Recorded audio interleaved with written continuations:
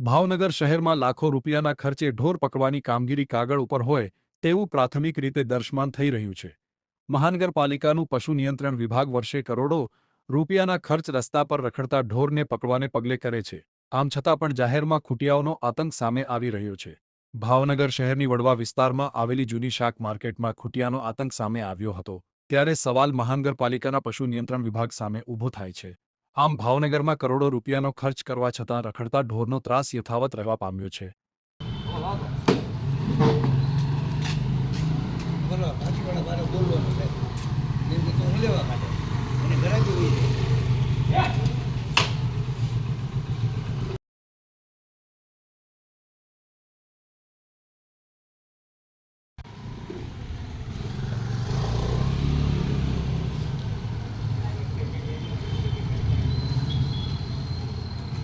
લાખો રૂપિયા, હું તો કહું કરોડો રૂપિયા હોય તો ના નહીં, ભાવનગરના શાસકોને અધિકારીએ રખડતા ઢોરની પાછળ બગાડ્યા છે।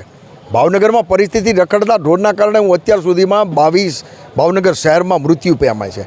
એમાં શાસક પક્ષના પૂર્વ ડેપ્યુટી મેયર પણ રખડતા ઢોરના કારણે અકસ્માત પામ્યા, અનેક જણાને ઈજાઓ થાય છે। અનેક ભાવનગરના પ્રજાજનો થાકી ગયા છે આ રજૂઆત કરીને, પણ મને એવું લાગે આ શાસકો ફક્ત પૈસા ખાવામાં રસ છે, નવી નવી એજન્સીને પૈસા આપે છે, પણ ઢોરની જે ભાવનગરને ત્રાસ છે રખડતા ઢોરનો, એ ત્રાસ તો યથાવત એમને એમ છે, નહીં કે કોઈ સુધારો થયો એવું મને લાગે છે।